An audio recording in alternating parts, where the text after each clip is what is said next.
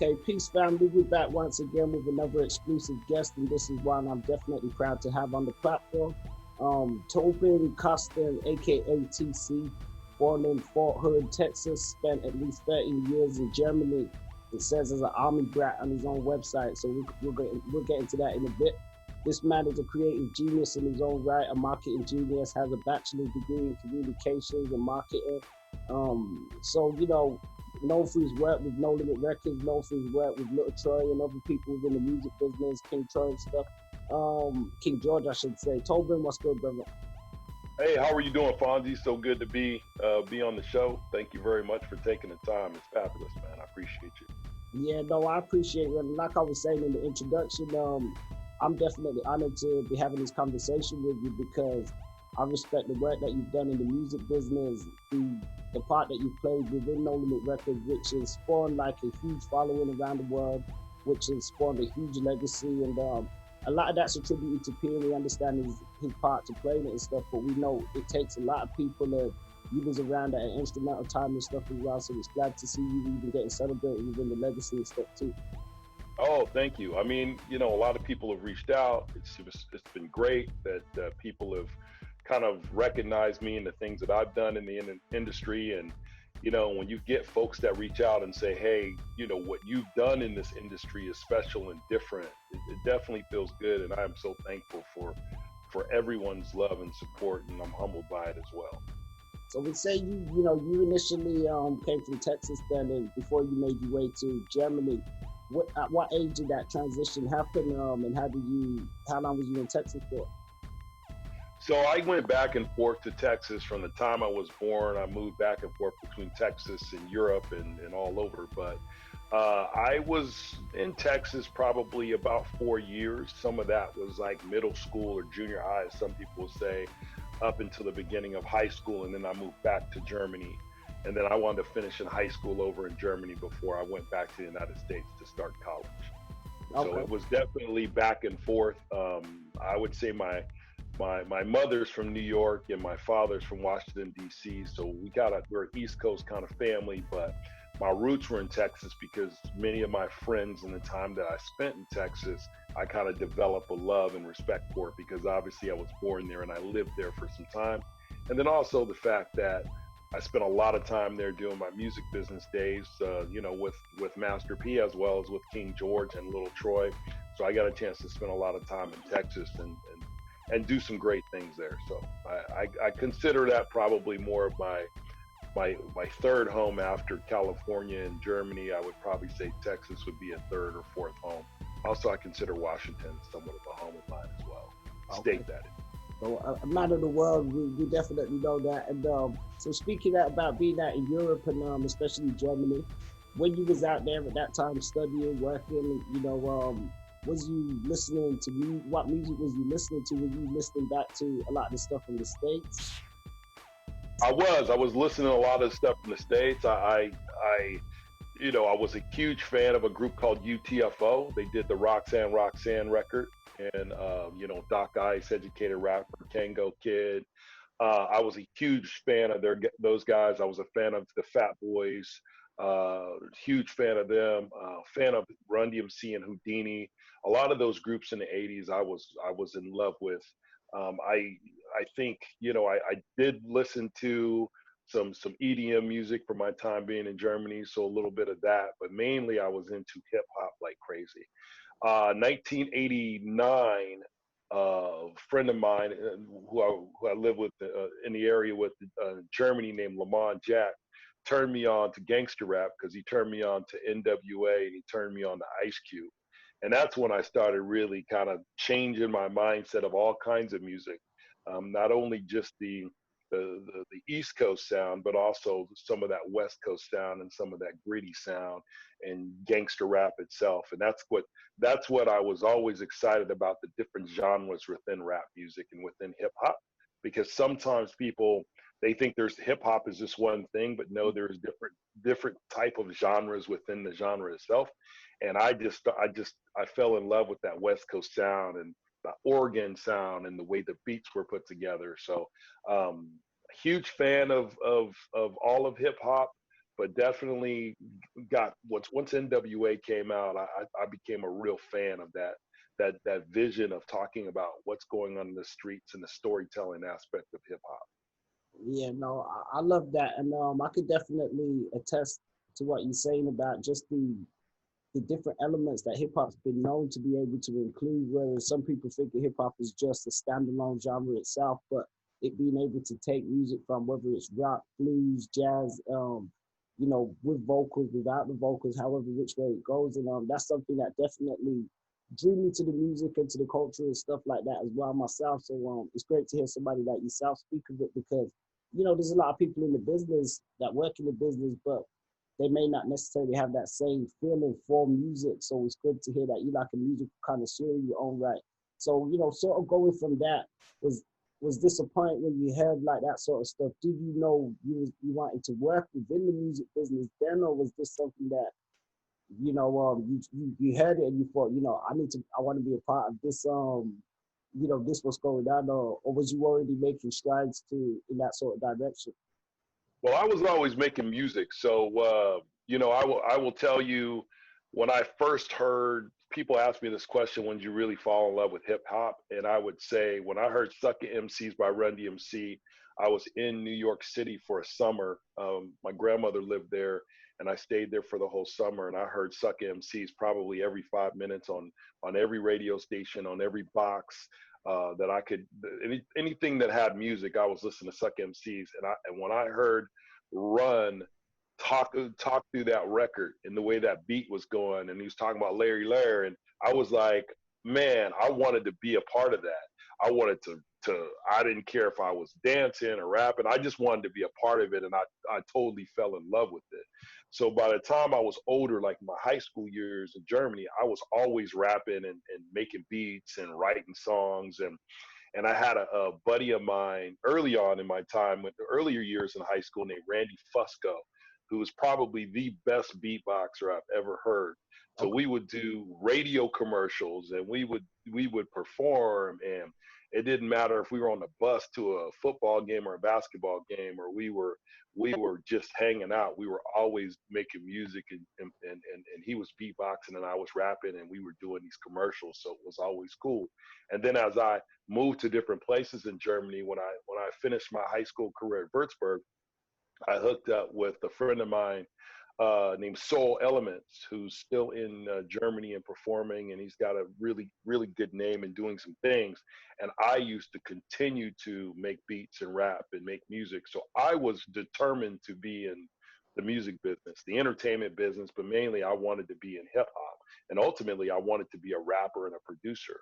And Okay. it wasn't until later on in my career, when I was trying to really focus on being a rapper, being in front of the mic or in front of this on stage, is when I realized, from a compensation standpoint, the business executive and the producer has an opportunity to make more income than the rappers. So when I was, on the radio up in Spokane, Washington, at KGU with my man Grand Mixer GMS, I was always wanting to be rapping, and he was making music, and I was making music, and I was rapping, and we had a group, and we were doing all these things. It happened to be when I started to talk to these record executives, and I realized that the rappers were only getting 6 to 8 to 12% on the record. And I said, well, man, why do I want to be the rapper? I want to be the guy who runs the record label or owns the record label, who makes the bigger percentage. So that's when I went from the transition of wanting to be an artist into being a producer and being a business And a executive. businessman in your own right. Yeah, definitely. And that's actually interesting, because I didn't know. I mean, like I said, I can tell you are creative and stuff, but so it doesn't surprise me that you've had the experiences with being a rapper and stuff as well. And we've had a few little stuff that you've done on rap records, but we'll get into that a bit later. Okay. I want to sort of segue from that, because into you going back. Was this in California? It says you had a job at a publishing company, working as a distributor. So, Yes. you're back in the States now, and you find yourself working within the business. What was that like, working for that company? And you sort of just alluded to some things that you was learning a few different aspects of how people are getting paid and stuff like that. But how long was you with that company for, and what was that like? So, working at a publishing company is really, I was living in Washington, and then connecting with, Master P, and hearing from so many people, the Bay Area is where you needed to be if you wanted to kind of progress your career. Most people were going to New York to be interns, or going to LA to be interns for record companies. And my path, I used to always ask myself the question, well, why do I have to go be an intern and go get people's coffee? And what am I going to learn from that experience? And I was lucky enough to meet someone like E40's Uncle St. Charles, who really gave me insight to the business from a distribution standpoint. Because most of the major labels, most of the rappers at that time, especially, when you look at the early 90s, everyone was trying to get a record deal. Hey, I want to rap for this. I want to get on BMG or Loud. I want to get on Sony or Mercury or one of these record companies. And they weren't thinking long term, how can I make sure that I maximize my income? So I was always like, well, why do I have to start at the bottom from that internship standpoint, when I feel that I understand music and how music's made. I understood telling a story, and I wanted to just start making records immediately. Now I had a small production company that I started into a label, and I was recording different things from punk rock to doing some sort of rap singles and stuff. But so I always had that mindset of being an entrepreneur and putting records out. But I never really knew the entire aspect of how distribution worked. How do I get into these retail stores where you're not knocking on each door and saying, hey, will you take 5 of my cassettes, or a couple of my pieces of vinyl, or a couple of my CDs? And then if it sells, you give me a check, and then I give you more units. Like, how do we do that? Return. Absolutely. And because you understand the return game, and those folks that are musicians now who may not understand how it used to work, that was putting things on consignment and hoping it sells. Well, how do you in bulk push enough units that make sense? Yeah. Well, folks like St. Charles taught me how that works, how to put together a project, and then make sure that you do what it takes to get your money, go get the money. So when Master P said in the No Limit Chronicles, he said Saint knew how to get the money. Well, he did. He Yeah. knew how to put together projects, multiple projects, and make sure that distributors were high on what you were doing, and making sure that they were excited about what you do. Yeah, no, that's actually dope, because there's so many, not necessarily, unsung heroes within the industry, within the culture. And I think sometimes, St. Charles, his name sometimes is, I don't want to say left out. Those that know are familiar with his significance and stuff. E40's uncle, P definitely gives him a lot of props on things as well. So it's dope to know that you had your experiences and stuff around him, and you was under that sort of learning tree, and still being able to take that and extend that with your own movements and stuff. So I guess you was meeting P quite a lot then, just around the time. That is correct. With just how So you St. Charles is the one who kind of connected us, because at that time I was working at a radio station I alluded to before, KGU, and I was doing rap music. So I had the only rap show in the city of Spokane, Washington, which is an eastern part of Washington. And myself and Grand Mixer GMS, we were doing the Rap Attack. So that was the name of our show. At that time, too, I was also DJing at a classic rock station, KBXO The Sound, as well as working. The station also owned the AM side, so I was doing business talk radio at the same time. So I'm working at that station and doing those two, AM and FM. I'm also doing the rap show on another station. And that's how I connected with St. Charles, because he would send me different artists and musicians, and I would play their records on air, and I would do some local promotion for them and stuff like that. So he's the one that kind of connected me with Master P, and it was just the whole like, hey, you really need to connect with this guy. So I met Master P because I was doing a show, and I had somebody flake out on the show, and I needed someone to perform, and my god brother had turned me on to P and said, hey, you should you should use this guy, Master P. And we did the show went well, and then after that we built a relationship. So it was later on, after we were working together, St. Charles was the one saying to P, Tobin should be your manager, because I always had different ideas of how to do things, how to put songs together, how to tell a story. And I think that was beneficial, because Master P's drive is really high and really fast, and he always wanted to push, push, push.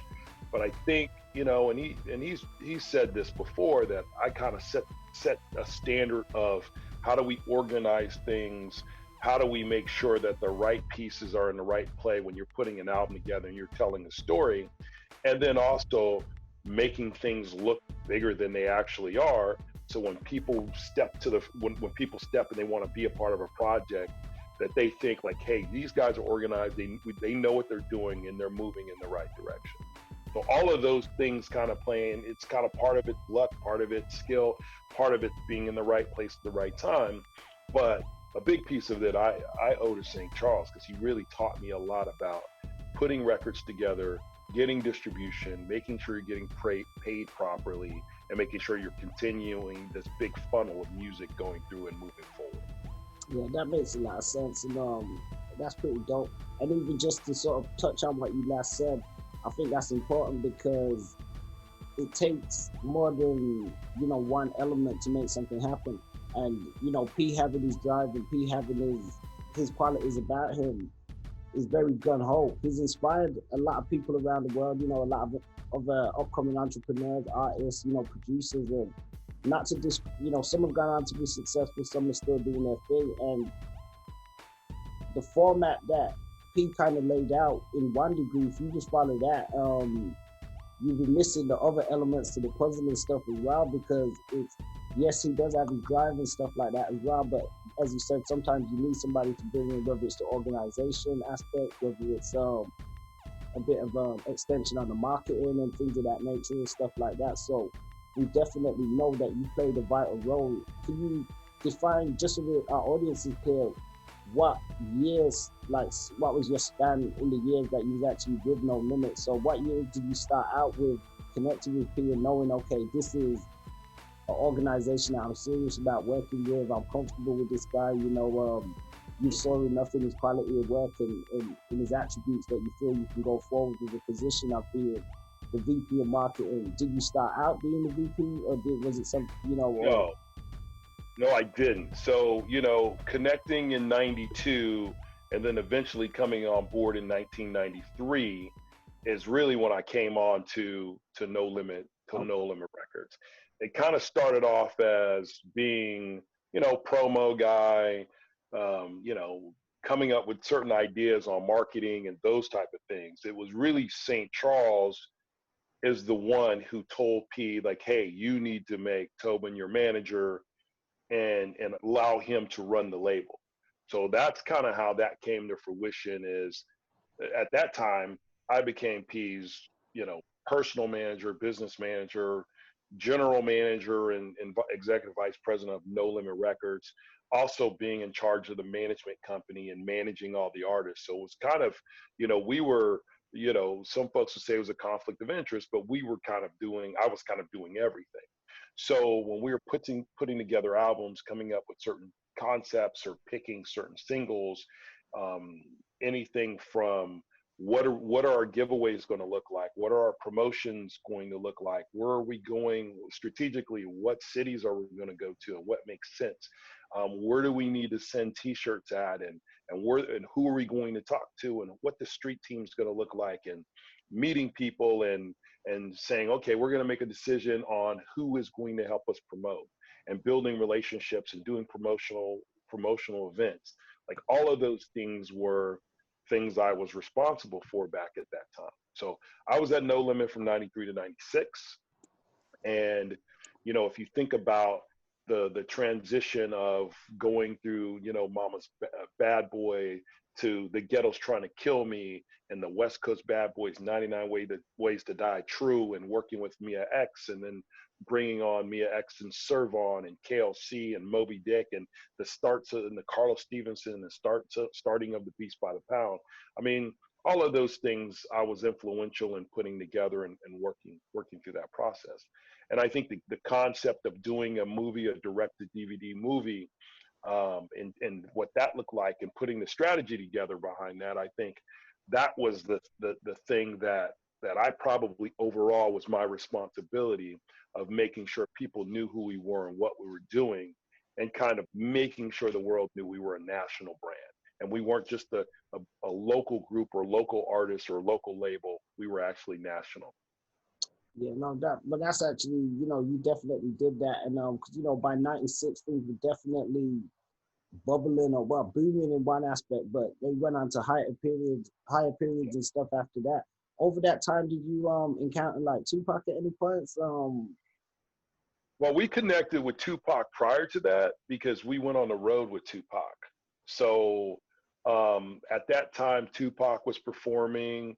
TRU, Master P, we were opening up for Tupac. So there were different shows that we were doing and going on the road with Tupac. So the time that by the time I reconnected with Tupac, it was probably it was actually right before he passed away, not too long. And we interacted a little bit. He was coming back to the Bay and performing, and he was also recording with artists like 40.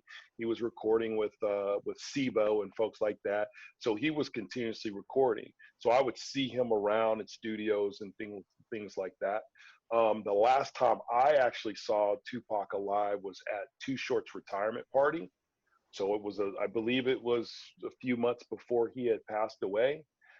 So I saw him at Too Short's retirement party, and said hi, and there were a bunch of people there, and then after that, unfortunately, he died not too much longer after that.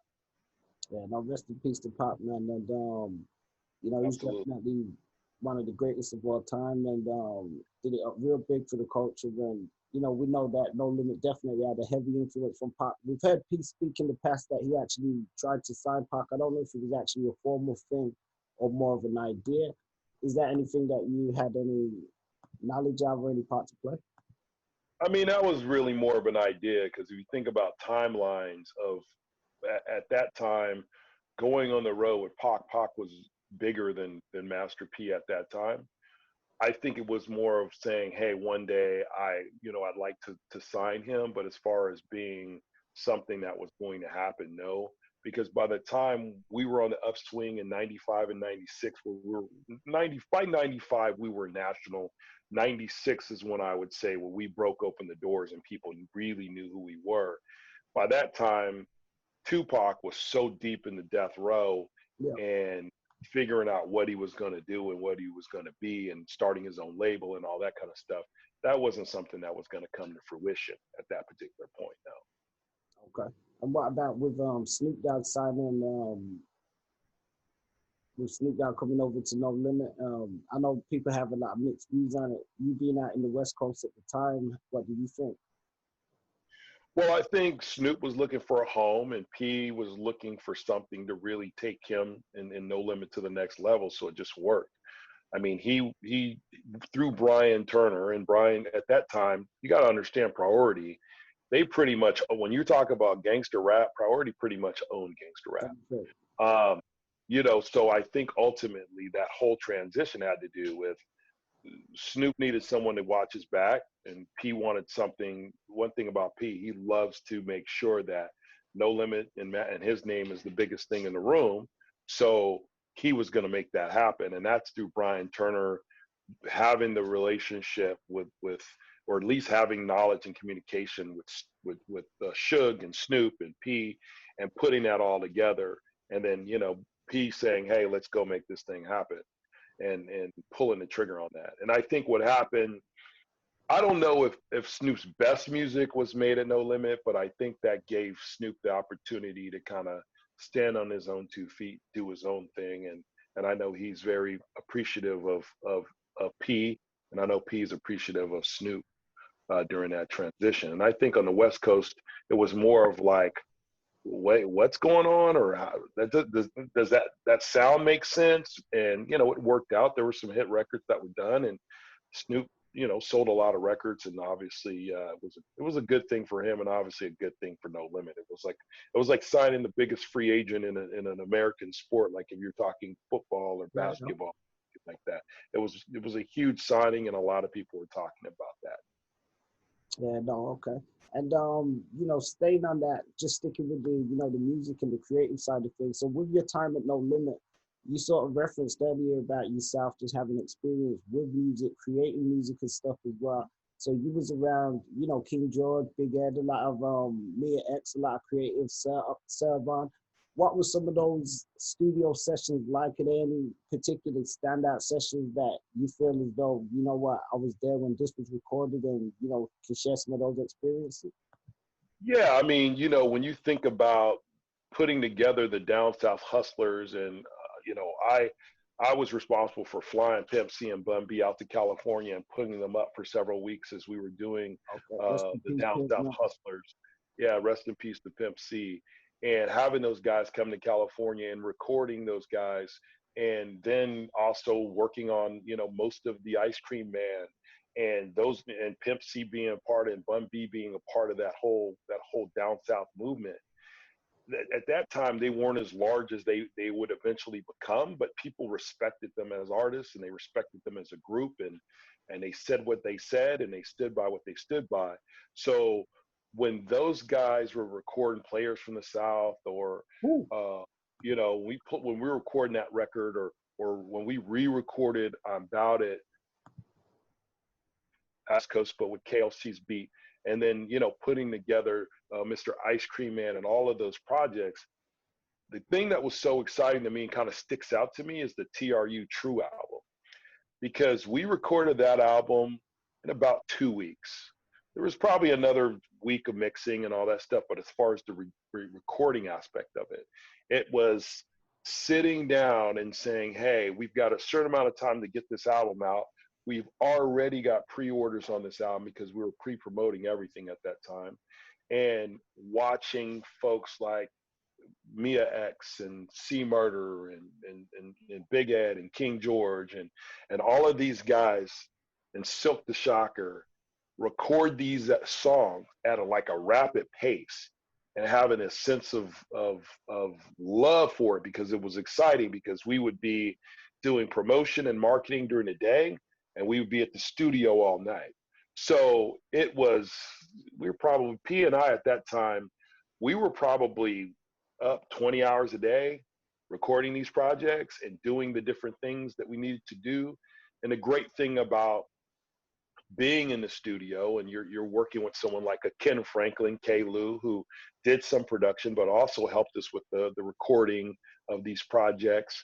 There was an excitement around, we knew we had something really special.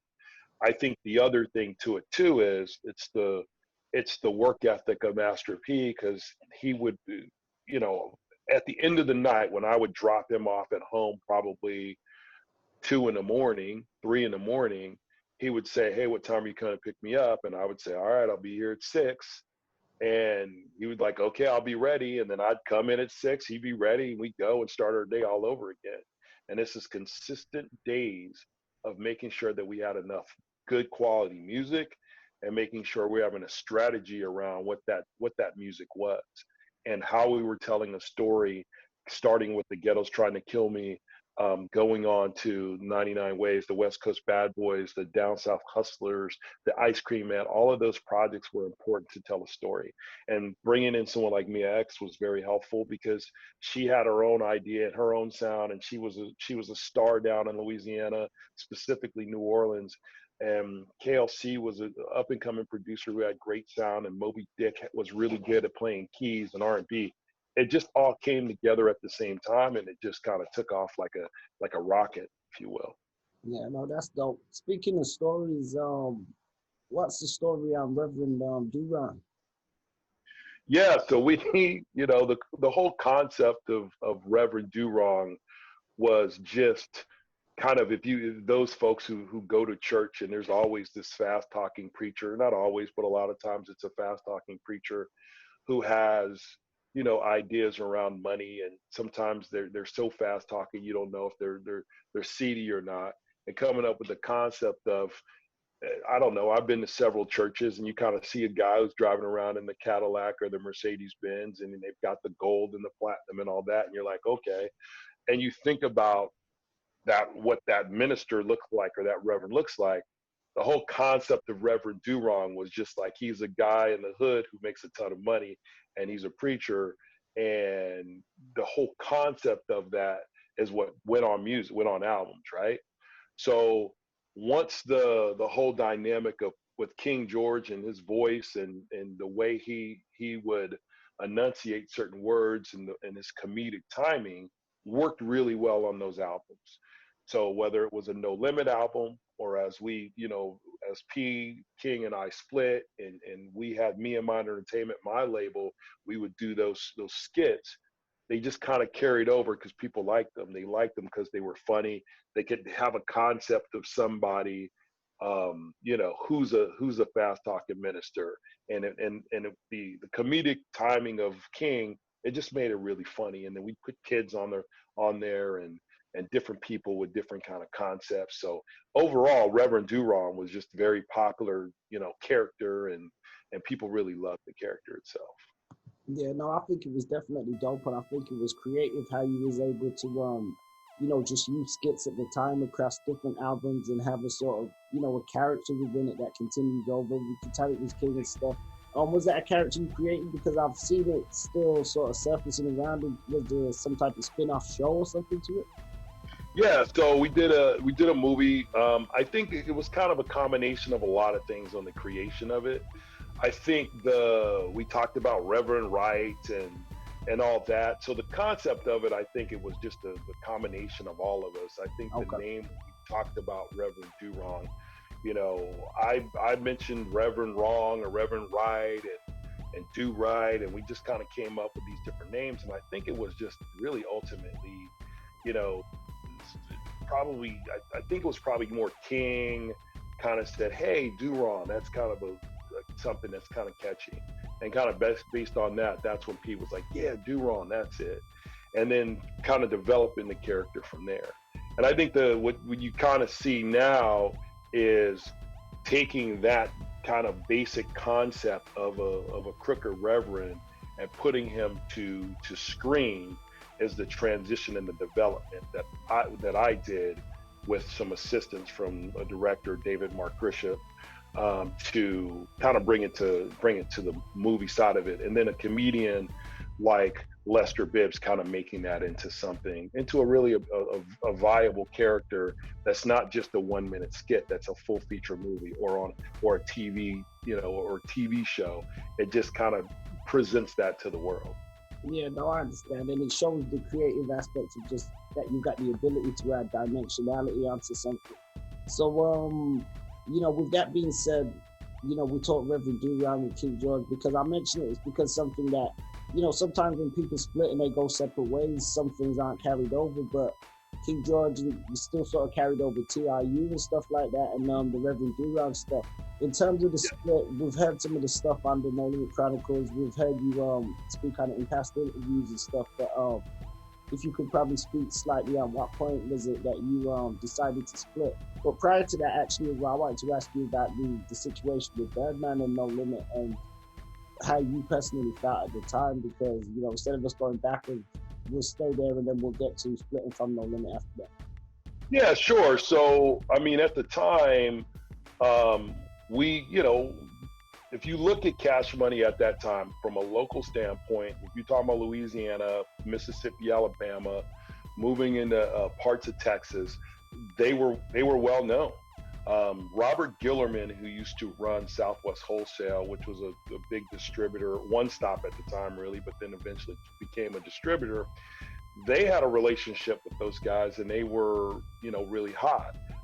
What my whole idea about working with Cash Money had to do with, I loved their music and what they were doing, but it was more of, if we had a label like Cash Money with No Limit Records, I often thought that we would control the South and nobody else could handle us, and we could move into expanding our sound to the East Coast. And we already had that sound from the West because we had West producers and we spent time in the West.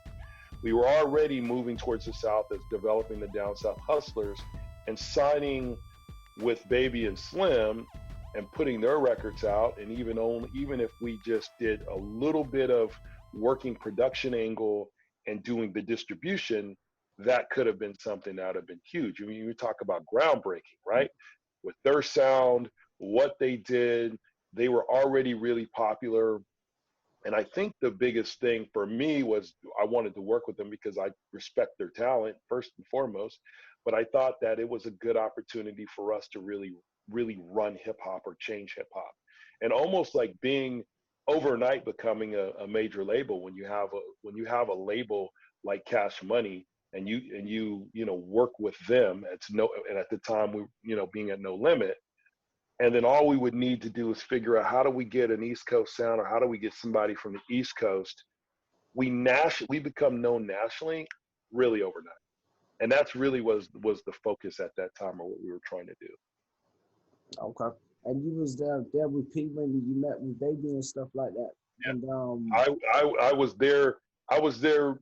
I was the one who kind of pushed the meeting. I was the one who wanted to do the deal. And then yes, there was a portrayal of myself and P meeting with Baby and Slim at the restaurant. All of that is definitely very accurate. okay. So in terms of that then, because you just expressed your thoughts on it, and people have different mixed thoughts. Some say he a boss in his own right, Birdman Baby, he a boss in his own right, and it's good that they both sort of went separate ways. I agree it would have been huge for the culture. And me as a young fan at the time, when I came across Cash Money initially, I thought they had something to do with No Limit just based on the presentation, and it would have been great to see, especially if that could have happened. But people have differences on opinion. So with differences in opinion being taken into account, we get to you sort of departing with No Limit. There were creative differences there. There's been somewhat differences in stories, and we're hearing that some say you was trying to take some artists and leave. Obviously there's always multiple sides to a story, and regardless is cut and dry. Well, they say there's three sides, each side in the truth. Yeah. I will just say I was never trying to take any artist and leave. Ultimately the story's been told, but since you're asking, I never tried to take any artist and leave. I had pretty much every dollar that I owned, including my credit, invested in No Limit Records. So I was not trying to depart from No Limit Records. I was not trying to do a side deal for No Limit Records. What I did have was a relationship with certain labels that were interested in publishing deals, and there were producers that were coming to me that wanted publishing deals. So that was the whole dynamic of it. And you would have to talk to P why this thing got blown out of proportion, and he decided he wanted, in his conversation with me, is he wanted his company back. So that's something you'd have to talk to him about. I haven't talked to him in 20 some odd years. I couldn't even tell you the date the last time that we saw each other. But I will just say, at no time was I trying to, move on or anything, because everything that I had was invested in No Limit Records. If I had $1, I was trying to put it into the company because I saw the vision of what it was going to be. I probably would say that I even believed in it more than anybody else that he had around him, because I was all in on what we were doing, how we were doing, and then the different concepts of bringing music out to the world, and then developing into doing movies and heck, I even had ideas to put together video games and all these different things before it was popular for video games, because we were talking about we're in the early to mid 90s. So those ideas around that, and and think about this, even prior to that, Master P was looking at signing an artist deal, and I'm the one who said, we're not doing that. No, we're going to hold off. This is the whole distribution deal, and making sure that we held out for that was me. So when I think about King George and C Murder being upset with me because we turned down a significant amount of dollars from Big Beat Atlantic, because they wanted to advance all this money, but then they wanted to own the rights to the name and the likeness of Master P. And I was like, why would we do that? We're so close. And then signing the deal with Priority Records and being a part of that process, there was no way I was going to, you know, gonna split up because we were on this trajectory that was amazing. So that's the so when folks say that, it's just not accurate. And you know, I've talked about it so many times, Fonzie. It's hilarious, but there's no way that was going to happen. It wasn't going to happen. And you'd have to talk to P of why he thought the way he thought without even having a conversation with me, or why he made the decisions that he wanted his company back as if I was taking over or took over the company. Yeah, no, it's a shame, and even from some of the stuff we spoke about, and that we can tell from you work and from the type of person and character that you are. Um, you invested countless hours, you invested a lot of time, energy, resources, stuff. So that wasn't for nothing. That was definitely because you believed in it and you was a part of what was happening. It seems like when we look back at the story of No Limit, there's a lot of splits and rifts that happen down to miscommunication and different things and stuff like that. So and sometimes just dealing with our people in general, it's something that often afflicts us, just miscommunication causing to things sort of falling out and breaking down. But Yes. moving, I guess, on from that in a positive light, you know, as you said, I know you probably not sick of telling the story, but it's a part of your story and a part of your life.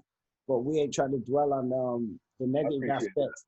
You move forward and continue on with working in the business, still releasing some compilations. At what point do you make it back to Texas and you know start working with Lil Troy? Well, you know, when P and I split and King split and King George and I kind of came together to do the Life of a Kingpin album, there at that time nobody really wanted a King George album. You know, it just felt like they weren't ready for it. So I was having a difficulty with getting distribution. And really, at the end of the day, of all the distributors I talked to, and including St. Charles, because St. Charles and I had a conversation about this probably a month or two ago, and I was frustrated because no one really wanted to do a deal with me for my label at that particular point. And at that moment, King George was my only artist, and you know, Saint said like, hey, there wasn't a lot of buzz for the King George project as a solo away from No Limit. So the only distributor, one stop, was Southwest Wholesale in Houston. So after I, you know, built a relationship at the time was Mark Gammon was their guy who was bringing on new labels, and then eventually Robert Gillerman was in charge of the whole operations. He's part owner of the company, and I built a relationship with him. They were the only distribution company that really wanted to do business with me and do business with the King George project. There was another, you know, small distributor in Kansas City who really helped us get started by doing some COD business with us, and then we kind of took that money to market and promote. But once, you know, Southwest Wholesale in Houston was the only distribution company that wanted to work with us, that's when I started spending a lot of time in Texas.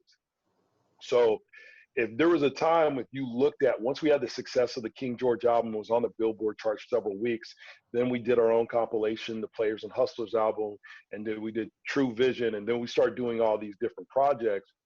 People knew us in Texas because that's where we sold a lot of records. Texas, Mississippi, Alabama, Kansas City, Iowa. Like we were, when that whole Midwest and South, we were really big.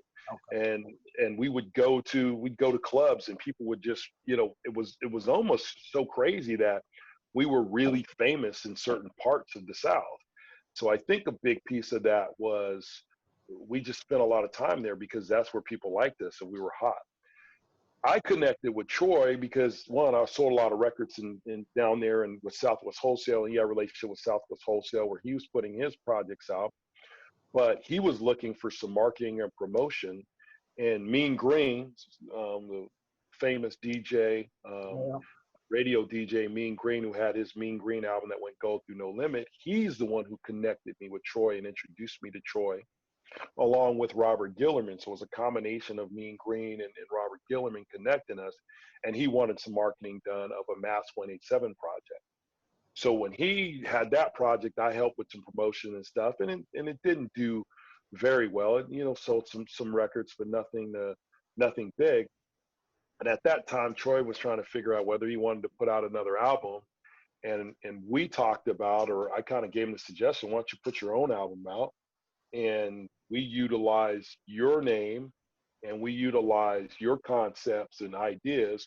We put this album together and then we make it happen. And, you know, prior to us working together on this the Sitting Fat Down South album, Troy had some moderate success with a few thousand copies. But what happened with the Sitting Fat Down South record, we had that record all over the South. We went to the Kappa Beach party. We were out in Galveston and we were promoting the single "Want to Be a Baller," and the thing just took off. And my relationship with Stan Cobble, aka SK, was really the street and promotion aspect of blowing that record up. And with me and my distribution and really the whole St. Charles thing is what kind of made sure the album was in the retail stores. We had a lot of units out there, and we wound up, selling, over 300,000 albums before the album transitioned on to Universal. Okay, yeah, that was dope. I definitely remember that. That "Want to Be a Baller," man. Even out here in the UK, they was playing that. It reached out here, so Well, I know it did because I've been out there, and people. I'll be in a club, and I hear the record playing, so it's always exciting to hear about that. And when people talk about it, it's exciting to be a part of. When you think about, my experience with No Limit, and then, having some significant success with King George as well, and then transitioning on to, someone like Troy, being a part of, I would say, a three-prong approach of seeing some meteoric rise and success, it's exciting to be a part of that. And things move so fast, and there's just an excitement around it, and sometimes a little bit of anxiousness too. So when you're a part of multiple projects like that, you start to think, wow, like, man, this we're gonna do it again. It's kind of like, oh, you win the Super Bowl, right? Or you win the playoffs, or you win a championship, and then you move on to another team, and then you win the championship again, and then you move on to another team, win the championship again. You feel that you're part of something magical and special, and it worked out really well. No, definitely, and you have been. And even just on that note, how did you, or do you, I guess, because you still hold a lot of hats and a lot of different creative endeavors, how do you balance or resolve a lot of that? Because sometimes people find it convoluted when you're managing a lot of different projects and stuff like that. What was your sort of focus and discipline that kept you grounded or keeps you grounded? Well, I think the ultimate thing is just what's the overall goal, right? It's, I always try to be in a situation, am I part of a solution? Can I solve a problem? That's the only deal that I think about. Can I solve the problem? If I can solve a problem and I can help people, get to where they want to go, that's how it works, and that's how it's worked for me. So when I was at No Limit, how do I solve a problem of making us into a national brand? Someone who has all this energy like Master P, like, how do I make sure that I solve the problem where people see him in the best possible light, and people as a person that people want to do business with? The same thing with King George, same thing with Troy, and same thing, with my own career as I do things. It's all about, how do I solve the problem? How do I create this great attitude, effort, loyalty within myself and within the people that are around me? And once you do all of those things, you start prioritizing what makes most sense. What's going to get you the most bang for your buck? The whole piece about moving down south and doing the down south hustlers had to do with, it was pure economics if you think about it. He was from the South, he was from New Orleans. Going back to Louisiana made sense from that perspective, but it was a dollar would go a lot further in the South than it would be on the West Coast. I could spend $1,000 in the South somewhere in Mississippi or Alabama and have all the commercials and really move units. If I spend $1,000 in LA or San Francisco or Oakland, it doesn't really do much for us. So it's the economic side of it. It's keeping organized. It's making sure, where should I put my money or my time and effort, and making sure that, we're solving problems along the way. And if we do those things, that's how you can manage everything at the same time. And and also getting some people to help you out when you know that it's overwhelming. Who can I get to assist me or help me with the entire process of whatever I'm doing?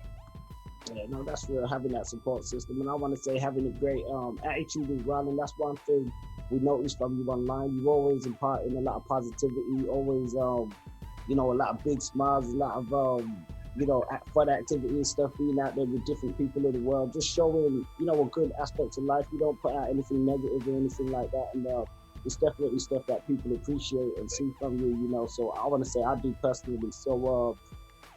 With that being said, working around No Limit, King George, Lil Troy in the music business for many years, seeing a lot of success and understanding the fundamentals of how things were then with distribution. When things started changing towards the digital era, did you sort of see it coming as something that was going to kill or change the business? Did it something that made you think I need to transition from this now into other endeavors? Because as we know, that entrepreneurial spirit can never die. You're still out here doing a lot of different stuff in that now, and but did you feel like with the digital shift coming in, like this was like a big change in the game? I did. One of the things that I used to talk to different record companies about is just being diversifying what you're doing and figure out how you monetize the digital aspect of it. I had a conversation with Jay Boberg from MCA. He was the CEO of MCA. And I remember having a conversation as Napster was taking off. Like, you got to find a way to monetize this digital download thing, because if you don't, the industry's going to be in trouble. Well, I think the big piece, what I knew it was going to be a challenge after I'm having that conversation and people are shunning me, thinking that, I don't know what I'm talking about, because they think that, this thing has lasted for the last 60, 70, 80 years. It's going to continue to last. I think, when distributors couldn't pay me. So when you have distributors that owe you, almost $500,000 and they can't pay you, or you have another distributor that owes you over $250,000, they can't pay you. Well, those are the things that make you realize you need to figure out something else to do, because you're not getting paid for what you're doing, what you've already sold. And I think that was the writing on the wall. Unfortunately, I wasn't in a position to figure out, I didn't know enough engineers at the time. Like now, I know engineers and folks like that could probably, finds all kinds of ways to monetize, digital music and film and video games and all that stuff. But at that time, I didn't know any. And I wish I knew some folks that could have done that, because, we could have changed a lot of the industry, and the industry would have had, it would have been a lot different. And nowadays, like, folks, they download things for free. It's very rare that they pay. And the only way, or not the only way, but the two things that an artist can do to make money is, one is have merchandise, because that's very important, because people will always want merchandise. The second thing is making sure that they're able to perform. Because of COVID-19, they can't. So if you think about all these festivals, money is exchanging hands for these artists. That's why record companies are doing 360 deals, where they make money off of everything that you do and everything these artists do. And unfortunately, artists aren't really thinking about how they hold the power. They're allowing the record companies to give them maybe $15, $20, $30,000 up front. They're signing these 360 deals, and they think that they've got a good deal when they don't. And I will just tell you, it's the same thing like I told Master P back in the 90s. You hold out and you build your brand, then you can write your own ticket. So that's something that folks need to think about. And when I think about the digital aspect of business, understand how you can monetize yourself. And if you understand how you can monetize yourself, you can be successful. And I think so many of artists are not, they're not doing that for themselves. They want, here, I signed, you make me a star, instead of doing what it takes to make yourself a star. And it's just at this end, there's sensory overload, because there's so many artists. I get a lot of music people send to me all the time. Some of it good, some of it not so good. But it's right place, right time. But it's making sure you're willing to do the work. The only bad thing I think now is with COVID, you can't perform in front of people like you did before. Yeah. So if you can't perform, That's a whole revenue stream you don't have. So I've been talking to artists, if you can get to an engineer that can put together, nowadays we've got a lot of things digitally, we've got a lot of VR systems. How do we perform? How do we put on a concert and people can use Virtual. their VR systems, right? We do a virtual tour where people can feel that they're at the concert. They've got these VR glasses, they've got the headphones on, and they feel that they're in the concert. And you do that in a musical setting, that's how you're going to change the game. And if you're a small artist and you know a few engineers that can help you develop that or design that for a specific platform, and you can sell that service to other folks, or you can, from a standpoint, building your fan base by putting together a fan program that people can use point system to buy things that not only you offer, maybe there's Amazon products you can offer, maybe there's video games, other things that you can design. If you do those things, you can be successful. But so many young folks or artists, they're looking for that instant gratification, and you got to put in the work. Yeah, no, that's a, great.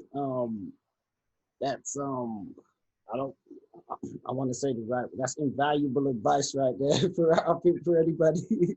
And as you said, we do live in a time of fast gratification that people want. People want things instantly. To some degree, it may have always been that way, or people are in the conditionality of that's the way to sort of go about it. Some say there's an esteem with some people to feel as though I'm an artist and I've been signed and I've been, sort of given this, and they feel as though it uplifts them. That's why I have the utmost respect for what you guys have done and achieved and still continue to do because of the work that it takes, prior to making anything happen. Like you said, those 20 hours a days, nonstop grinding, those, extra details, crossing the T's and dotting the I's and stuff like that.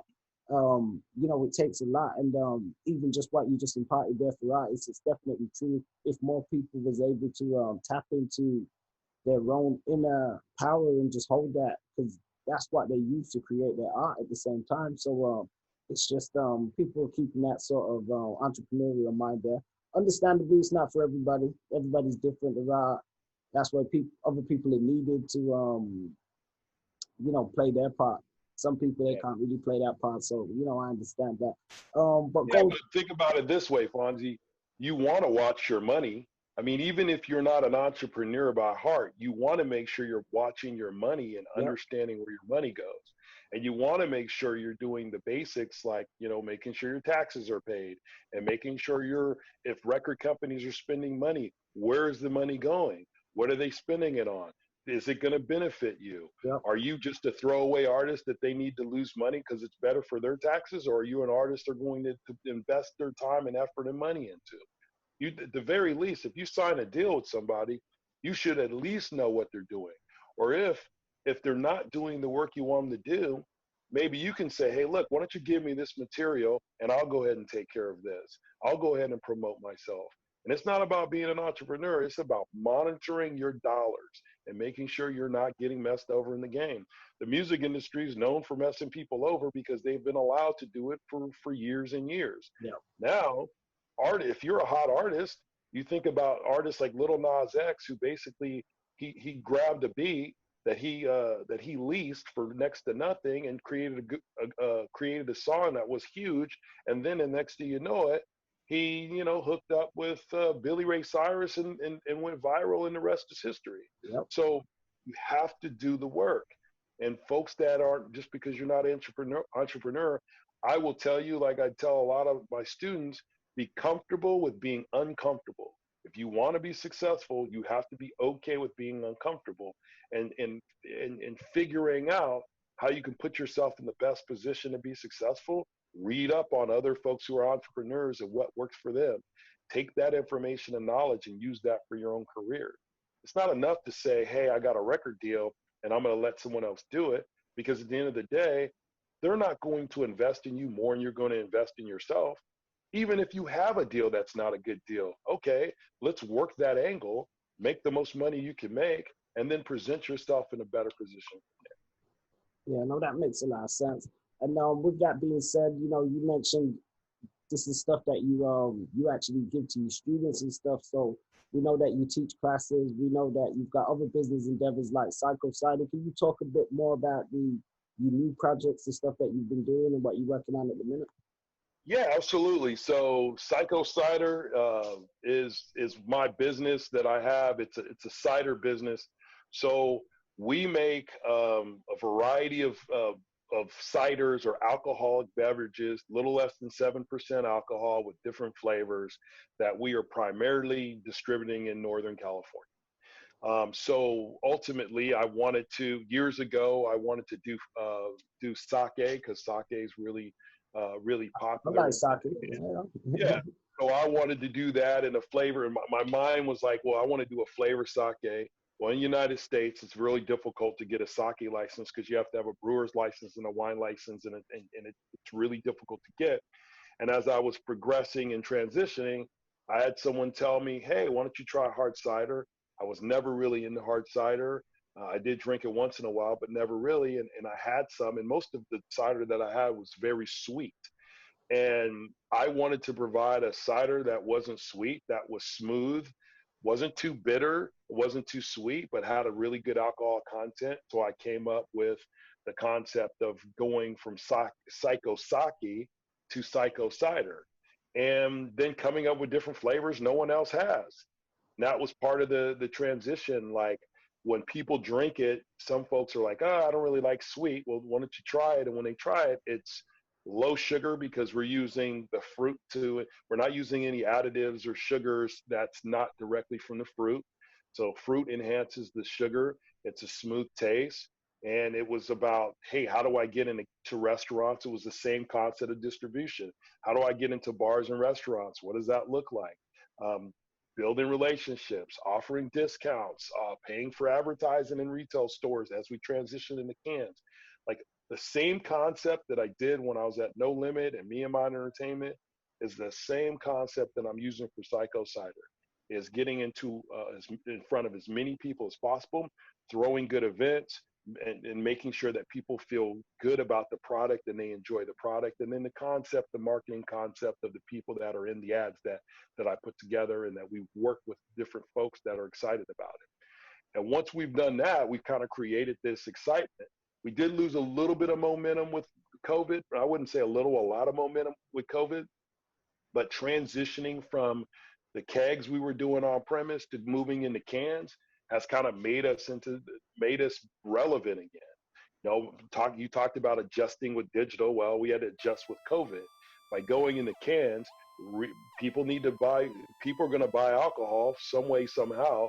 Why not they get it from us and we provide that to them into a retail environment, whether it's a grocery outlet or whether it's a liquor store like a Perry's Liquor or whether it's a restaurant. They are able to get, buy 4-packs, 6-packs of Psycho cider and enjoy those things. So that whole dynamic has been exciting to me. And I've been telling everyone, I'm like, this is what I felt like when I first went to No Limit or I first started Me and Mine Entertainment. I had all this excitement and energy around putting this project together, and it's starting to just really start to grow, and people are starting to know about it. I think the other thing that's exciting about it, with the internet, right? With Instagram and TikTok and Facebook and all of these things, more people are reaching out all over California and even all over the world are saying, man, I'm interested in this. And even if people can't purchase the product now because it's really only based out of California, Northern California, more and more people are buying the shirts and the hats and the doggy jackets and all those things that we have that are available for folks. People are purchasing that. And I'm getting people who are pop-up pictures all over the country. Says, man, when are you going to get it out here? So that's creating that buzz prior to us even having our license in other states and being able to move to those other states. And eventually we will get there. So that's one aspect of what we're doing with Psycho Cider. The other project that I have, I'm doing with one of my former students who's now my business partner. His name is Josh Hammer. We started Costen and Hammer Network, which is a network that we're doing with YouTube to promote different shows. Some of it's educational, some of it's comedy, some of it's about sports. And we're raising money for the Special Olympics here in California. So we're focused on the Special Olympics. Before we did the Make-A-Wish Foundation and we were able to grant a wish, now we're focused on on Special Olympics because it's important to Josh and myself, Hammer and I, that we give back to the community. And those are really the two projects that I'm really focused on right now because that's a lot. And then also I teach at Holy Names University. I teach a variety of business courses: sports management, sports marketing, uh, sports psychology. So I'm just really, focused on teaching others how to maximize their income and teaching folks how to start businesses and teaching folks how to run the business departments because I think that's very important because so many people didn't have the opportunity to have conversations with folks that keep it real, and that's the challenge I had when I was in college. When I was in college, there weren't too many folks that kept it real with me. They gave me this textbook version of what life was going to be or what work was going to be. And I try to be 100% real with any student that I have. I tell them, hey, this is what you need to learn, and this is what you'll probably be working on in your career. And I always tell folks, start a business if you can. It's good for your tax situation. It's good for you to kind of be able to write some things off for those folks who are in the U.S. with our tax laws and the way they are. We're able to write some things off. So if you're able to start a business, you're able to buy property. Those are the type of things that I try to teach folks how to do and help them with. It's important. And then eventually we're going to start talking about cryptocurrency. I'm still learning more and more about it. I have friends who are in cryptocurrency, but that is, if you can get ahead of the game with cryptocurrency, that's going to do something that benefits you.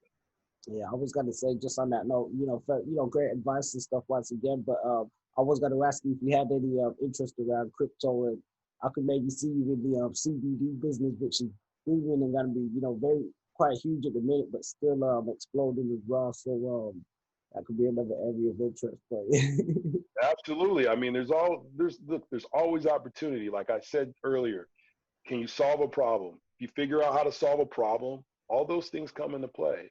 And there's no guarantee. I mean, heck, I've failed on businesses. I've won on businesses. It just depends. It's just how it goes.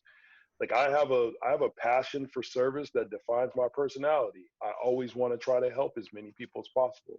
Sometimes that works to a benefit, sometimes it's a detriment because, people can take advantage of that. But I keep grinding because I know what I'm doing can work if right relationships, people in the right roles, and me continuing to learn and grow. That's how it works for anybody. So I'm excited about the Costen and Hammer Network, CHN, because we're going to be giving back to our community through the Special Olympics, and I'm excited about Psycho Cider because I'm building something special and different and something that no one else is doing at this particular time, and I'll continue to do that and grow that as long as I can. Yeah, well, with the Psycho Cider, we're definitely excited about it here in the UK. I've been seeing a lot of the posts, you drinking the lemonade slushes and all this stuff, and I'll be like, that stuff look good. When you got something worked out that we could order maybe some cases and stuff out here, we're going to do that. And Absolutely. so, I want to say salute and support for the work that you've done, and continue to be doing, and especially importantly, the charitable work that you're doing as well, and teaching others and imparting knowledge onto others and stuff. I think that's commendable.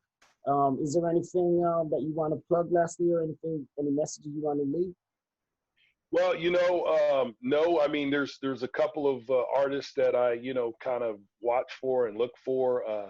EDM producer named Ben Trax. He's out of Seattle, Washington. He's real hot right now. So if you're looking for a hot EDM producer, Ben Trax is hot. My man Kazi, rapper from the South, from Pensacola, Florida. He's somebody I check out as well. So Ben Trax and Kazi, both of those guys are hot. So I'm always looking for stuff from them. And that's pretty much about it. If you can give back to your community, no matter where you live in the world, that's important. The other aspect of if there's an opportunity for you to vote, no matter what country you're in, use that opportunity to vote and use that opportunity to make change.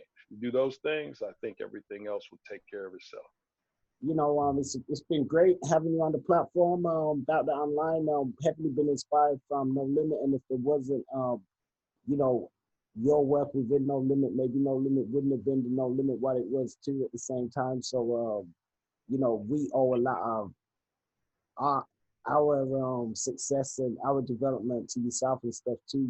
Because you were a huge part. So, just want to put that out there. Thank you very much. I appreciate you so much, and be safe over there in the UK, man. Thank you. All right, much love, man. So, family, we're gonna cut this one right now. Peace to everybody. Stay safe, stay woke, and always look out for you folks. Peace.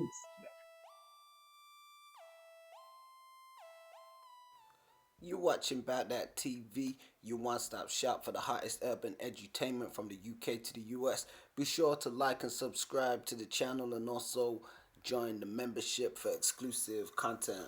Yeah, so once again, be sure to tap in with the real. Drop your comments, let us know your thoughts, and do check us out on our official website, aboutthatonline.com. Peace.